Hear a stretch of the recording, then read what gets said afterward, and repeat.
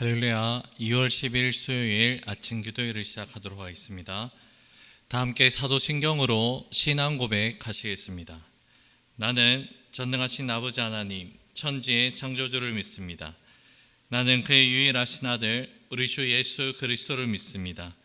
그는 성령으로 잉태되어 동정녀 마리아에게서 나시고 본디오 빌라도에게 고난을 받아 십자가에 못 박혀 죽으시고 장사된 지 사흘 만에 죽은 자 가운데서 다시 살아나셨으며 하늘에 오르시어 전능하신 아버지 하나님 우편에 앉아 계시다가 거기로부터 살아있는 자와 죽은 자를 심판하러 오십니다.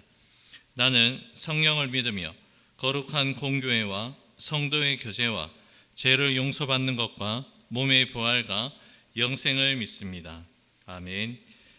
찬송가 85장입니다. 통일 찬송가도 85장, 구주를 생각만 해도. 찬송가 85장, 통일 찬송가 85장, 구주를 생각만 해도 찬양 올려드립니다. 구주를 생각만 해도 이렇게 좋거든. 주 얼굴 배울 때에야 얼마나 좋으랴. 만민의 구주 예수의 귀하신 이름은 천지에 있는 이름 중 비할 데 없도다. 참에게 하는 자에게 소망이 되시고 구하고 찾는 자에게 기쁨이 되신다. 예수의 넓은 사랑을 어찌다 말하랴. 주 사랑 받은 사랑만 그 사랑 알도다. 사랑의 구주 예수여 내 기쁨 되시고 이제로부터 영원히 영광이 되소서.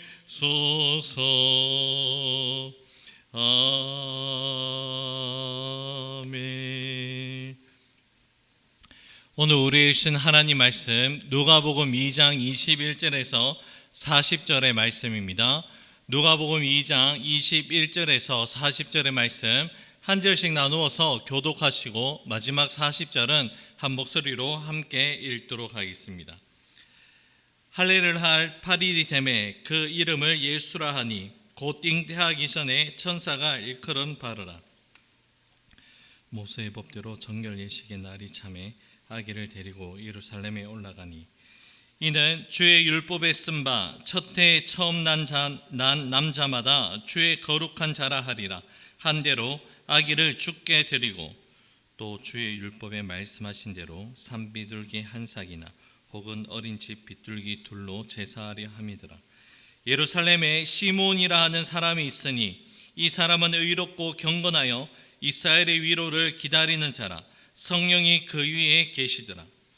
그가 주의 그리스도를 보기 전에는 죽지 아니하리라는 성령의 지시를 받았더니 성령의 감동으로 성전에 들어가매 마침 부모가 율법의 관례대로 행하고자 하여 그 아기 예수를 데리고 오는지라.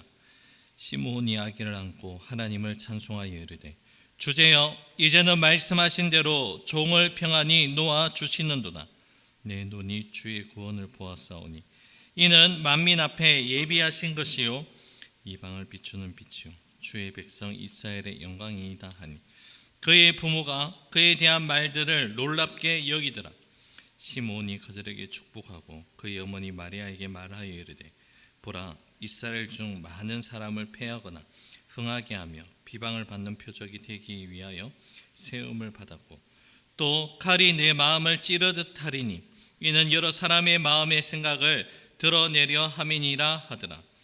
또 아셀 지파 바누의 딸 한나라 하는 선지자가 있어 나이가 매우 많았더라. 그가 결혼한 후 7해 동안 남편과 함께 살다가 가부가 되고 84세가 되었더라. 이 사람이 성전을 떠나지 아니하고 주야로 금식하며 기도함으로 섬기더니 아침 이때에 나와서 하나님께 감사하고 예루살렘의 속량을 바라는 모든 사람에게 그에 대하여 말하니라. 주의 율법을 따라 모든 일을 마치고 갈릴리로 돌아가 본 동네 나사렛에 이르니라. 아기가 자라며 강하여지고 지혜가 충만하며 하나님의 은혜가 그 위에 있더라. 아멘. 예수님의 부모인 요셉과 마리아는 요한의 부모인 사가랴와 엘리사벳처럼 계명과 규례를 성실히 지켜나갑니다. 사가랴와 엘리사벳이 요한이 난 지 8일 만에 할례와 장명을 한 것처럼 요셉과 마리아도 예수님이 난 지 8일 만에 할례와 그리고 그 이름을 지어줍니다. 예수님이 나시기 전에 천사가 일러준 그대로 그 이름을 예수라고 그렇게 붙입니다. 요셉과 마리아는 이제 모세의 율법을 따라 정결 예식의 때가 되어 예루살렘 성전으로 올라가게 됩니다. 바로 출애굽기 말씀에 기록되어 있는 첫 아들의 출생과 관련한 그 말씀을 지켜 행하기 위함입니다. 율법의 말씀에서 사람이나 짐승의 태에서 처음 난 것은 거룩하게 구별하여서 하나님께 드려야 된다는 그 규정이 있습니다. 처음 드린다는 것은 일부를 드린다는 것이 아니라 전체를 이 하나에 담아서 올려 드린다라는 믿음이 담겨져 있습니다. 예수님이 처음 난 자, 주의 거룩한 자로 하나님께 드려짐도 바로 이 전체의 대표성을 가지는 그러한 말씀입니다. 처음의 것을 드린다는 것은 실제로 대상 자체를 드리는 것이 아니라 그것을 대신하는 제물로 처음의 것을 하나님께 드리는 방식입니다. 제물을 드리는 것과 관련한 율법은 이제 부모의 형편에 따라서 제물의 종류를 달리 적용을 하는데 이것은 가난한 형편에 있는 약자들에 대한 하나님의 배려가 담겨져 있습니다. 오늘 본문에서 우리는 시므온과 안나라는 인물을 만나게 됩니다. 먼저 시므온에 대해서 성경은 다음과 같이 말씀합니다. 본문 25절에서 27절의 말씀입니다. 예루살렘에 시므온이라 하는 사람이 있으니 이 사람은 의롭고 경건하여 이스라엘의 위로를 기다리는 자라. 성령이 그 위에 계시더라.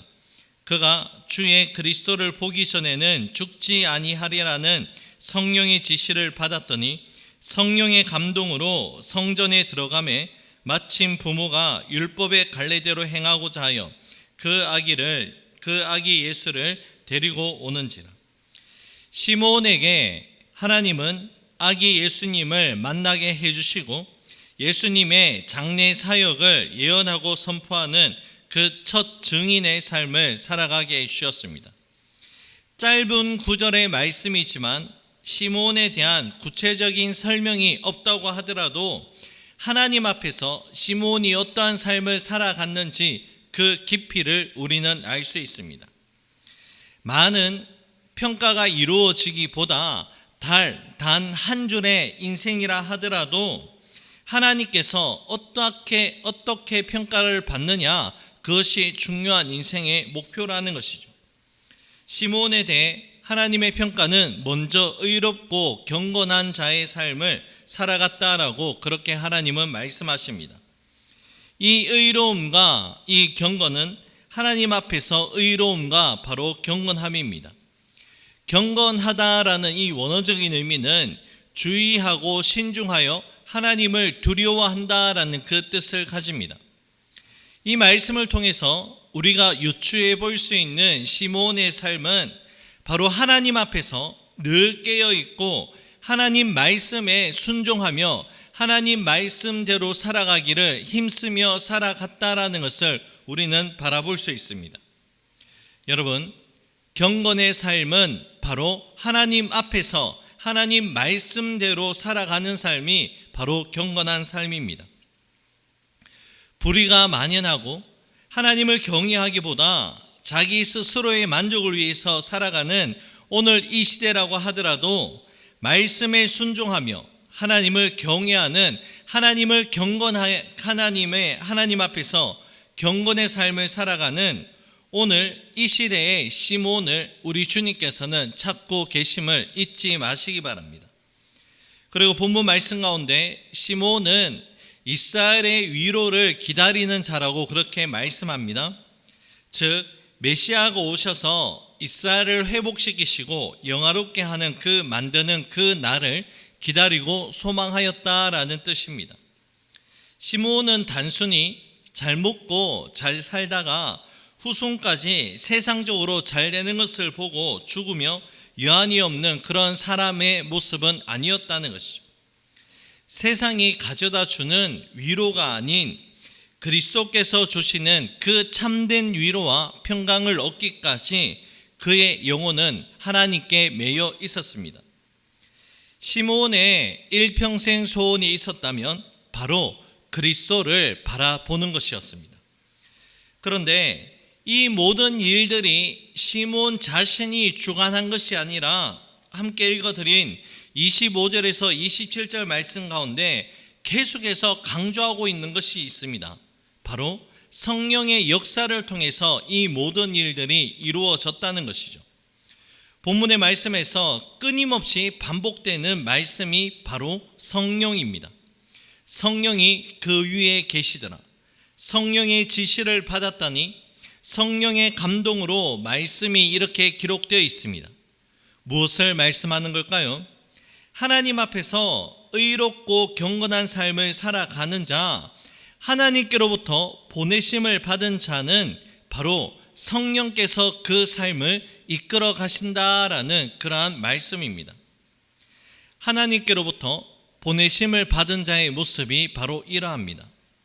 성령의 지시함을 받으며 그 지시함에 순종하는 자가 바로 하나님께로부터 보내심을 받은 자이며 보냄받은 소명을 끝까지 성령의 능력으로 이루어내는 자인 것이죠. 본문 28절에서 32절 말씀 가운데 시므온이 아기 예수님을 안고 찬송하는 내용이 기록되어 있습니다. 이 찬송시는 교회사의 기록을 보았을 때 시므온의 고별송으로 약 14세기까지 교회의 기도문으로 사용된 그러한 내용입니다. 특별히 29절 말씀에서 시므온은 다음과 같은 고백을 합니다. 주제여, 이제는 말씀하신 대로 종을 평안히 놓아 주시는도다.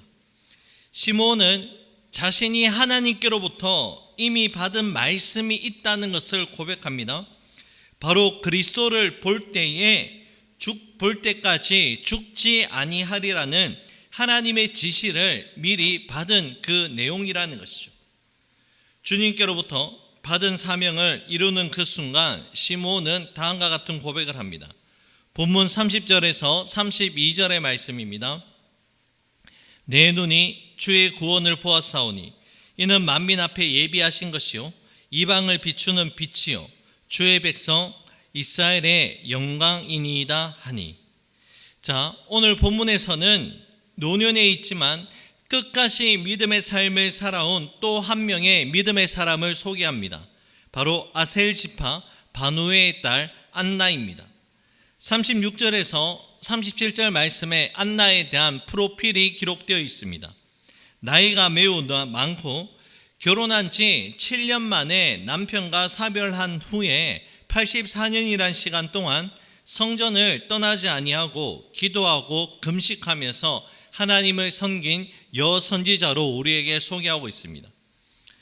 이렇게 한평생 동안 경건한 삶을 살아갔던 여선지자 안나도 예수님을 만나게 됩니다. 안나의 입에서 감사가 흘러나옵니다. 안나의 창가는 구체적으로 기록되어 있지 않지만, 그리고 자신처럼 예루살렘의 구속을 바라던 자에게 예수님에 대해서 감사하였고 또한 예수님을 증언하고 있습니다. 이제 오늘의 말씀을 맺겠습니다. 오늘 본문에서 만날 수 있는 시므온과 안나가 구체적으로 그 삶이 어떠했는지 우리는 정확하게 알 수는 없습니다. 하지만 중요한 인생의 태도를 그들의 모습을 통해서 우리는 배울 수 있게 됩니다. 바로 하나님께로부터 받은 그 사명을 다하는 그날까지 기다리고 또 기다렸다는 것이죠. 그러한 기다림은 바로 하나님께서 자신에게 하신 그 말씀을 소중하게 간직하고 있었기에 막연한 기다림이 아니라 믿음 안에서 소망을 품을 수 있는 기다림이었습니다.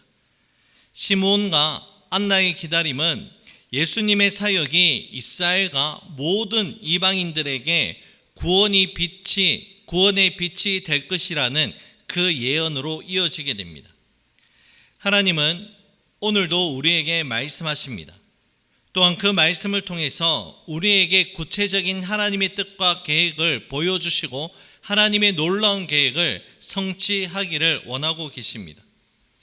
우리들도 시므온과 안나처럼 성령의 인도함을 받아서 하나님의 뜻을 잘 깨닫고 그 말씀이 우리 삶 가운데 온전하게 성취되어질 때까지 하나님을 기다릴 수 있고 하나님을 높이 찬양할 수 있는 귀하고 복된 삶을 살아갈 수 있기를 우리 주님의 이름으로 축복합니다. 기도하겠습니다.